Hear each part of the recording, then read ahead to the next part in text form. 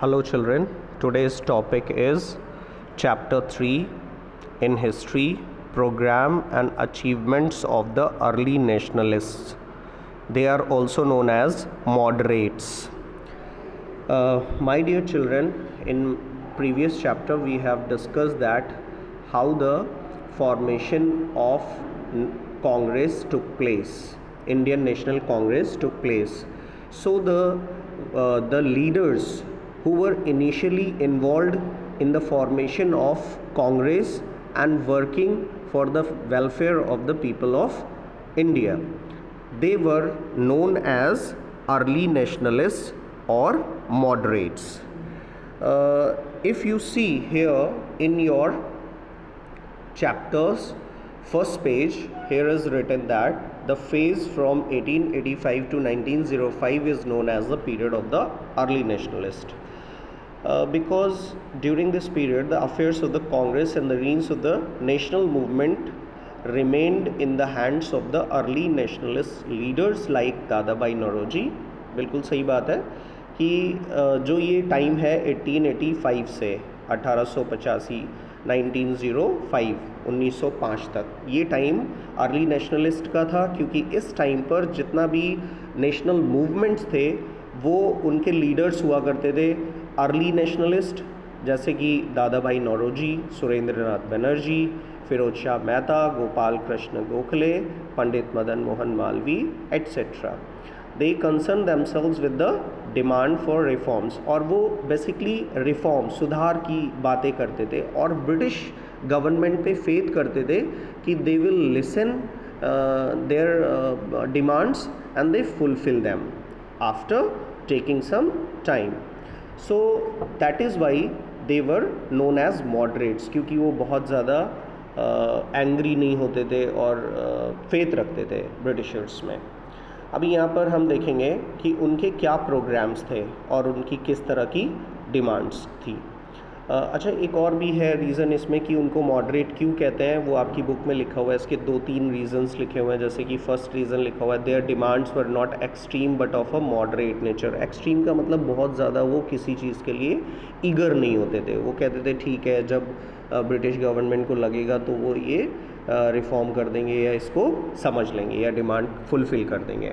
इसके बाद में दूसरा है their methods of struggle were moderate. बहुत ज़्यादा गुस्सा, एंगर, इस तरह की चीज़ें नहीं थी. एग्रेसिव नेचर नहीं था उनका गवर्नमेंट के लिए. वो शांत रहते थे और अपनी बात को रखने के बाद वेट करते थे कि ब्रिटिश गवर्नमेंट उनकी बात समझेगी. They had faith in British government, और साथ ही साथ वो ब्रिटिश गवर्नमेंट में उनको विश्वास था कि ये अच्छे सुधार करेगी. इसके बाद क्या इनकी डिमांड्स रहीं. पहला तो कॉन्स्टिट्यूशनल रिफॉर्म. इसमें इसका मतलब ये है कि वो चाहते थे कि हमारे जो लेजिस्लेटिव काउंसिल है जो वर्क कर रही है उसमें एक्सपेंशन हो और कुछ सुधार हो, उसमें इंडियन मेंबर्स को भी मौका दिया जाए. इसके बाद में सेकंड है later on they put forward the claim of Swaraj, और उन्होंने ये भी कहा ब्रिटिश से कि हमें स्वराज दीजिए, हमें खुद गवर्नमेंट चलाने दीजिए भारत की. ऐसा नहीं है कि आप भारत को छोड़ दीजिए या इंडिया छोड़ दीजिए. वो कहते थे कि आप यहाँ रहिए, हमें गाइड करिए, लेकिन गवर्नमेंट हमें चलाने दीजिए, क्योंकि हम उसको बेहतर चला सकते हैं. यहाँ के लोगों को, यहाँ की स्थितियों को, यहाँ की सारी चीज़ों को हम बेहतर समझते हैं. उसके अलावा कुछ इकोनॉमिक रिफॉर्म्स भी चाहते थे, डिमांड करते थे अर्ली नेशनलिस्ट, जिसमें ये था कि वो चाहते थे कि लैंड रेवेन्यू जो है वो कम कर दिया जाए. जो टैक्स पड़ता था ज़मीन पे, लगान, उसे कम कर दिया जाए. They demanded rapid development of the modern industries, और वो मॉडर्न इंडस्ट्रीज़ को भी डेवलप करना चाहते थे और फॉरेन गुड्स को बायकॉट करते थे. वो कहते थे कि हम लोग अपनी गुड्स को ज़्यादा बढ़ावा दें जिससे कि हमारी इंडस्ट्रीज़ बढ़ें, लेकिन ब्रिटिश इसके लिए तैयार नहीं थे. They demanded a basic change in the existing pattern of taxation and expenditure. जो भी टैक्सेशन था उस पर भी वो सेटिस्फाई नहीं थे, क्योंकि जो इंडियन गुड्स थी उनमें ज़्यादा टैक्स पड़ता था. अगर उनको कहीं बाहर भेजा जाता था तो इस तरह से ज़्यादा टैक्स देना पड़ता था, और जो ब्रिटिश गुड्स आती थी उन पर टैक्स कम होता था. तो ये एक तरह से कहीं ना कहीं फेयर नहीं था, तो इसमें भी वो चाहते थे कि कुछ कम हो, और पुअर के लिए कुछ अलग टैक्सेशन होना चाहिए, उनको छूट मिलनी चाहिए, ऐसा वो चाहते थे, लेकिन ब्रिटिश इसके लिए रेडी नहीं होते थे, बट दो वो डिमांड करते रहते थे। Reduction in expenditure on the army also,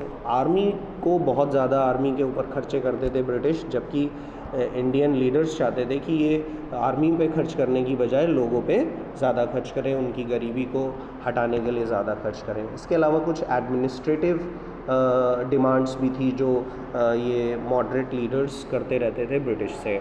इसमें आता है पहला, they were in favour of Indianisation, they demanded the appointment of the educated Indians to higher post. वो चाहते थे कि जो हायर पोस्ट हैं गवर्नमेंट में, उनके ऊपर इंडियन पर्सनस को, इंडियन सिटीजन्स को उसके लिए मौका दिया जाए, उनको अपॉइंट किया जाए।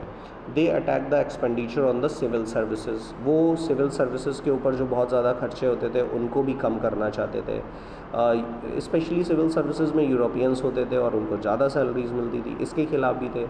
दे demanded the repeal of the arms act, arms act बनाया गया था जिसमें कि अंग्रेज़ों को तो लाइसेंस मिल जाता था आर्म्स रखने के लिए, लेकिन इंडियंस के लिए प्रॉब्लम थी, और फिर इसको भी दूर करना चाहते थे। They wanted simultaneous examinations in India and England, Indian civil services के लिए एग्ज़ाम इंडियन सिविल सर्विसेज के लिए था, लेकिन होता इंग्लैंड में था, तो इंडियन लीडर्स चाहते थे कि ये इंग्लैंड में ना हो, इंग्लैंड में भी हो और साथ ही साथ इंडिया में भी हो, जिससे कि यहाँ के जो स्कॉलर्स हैं, जो अच्छे बच्चे हैं, जो उस एग्ज़ाम को दे सकते हैं लेकिन वो इंग्लैंड नहीं जा पाते थे, तो वो एग्ज़ाम रह जाता था, तो वो चाहते थे कि इंडिया में भी एग्ज़ाम होना स्टार्ट हो।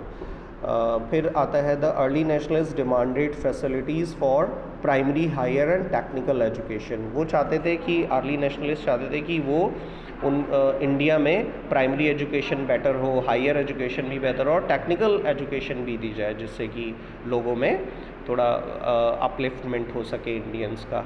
तो इस तरह की डिमांड्स उनकी थी। इसके अलावा defence of civil rights, the early nationalist oppose tooth and nail the restrictions imposed by the government on the freedom of speech, press.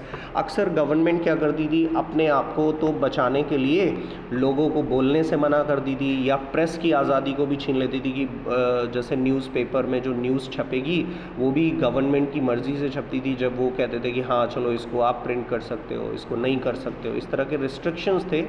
तो ये इंडियन लीडर्स चाहते थे कि इस तरह की जो फ्रीडम है उसको इंडियंस से ना छीना जाए और उन्हें पूरा मौका दिया जाए अपनी व्यूज़ को एक्सप्रेस करने का।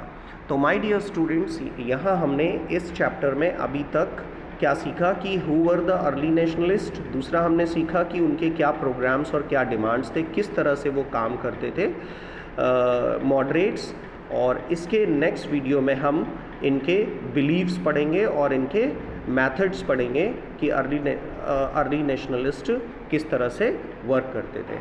Thank you.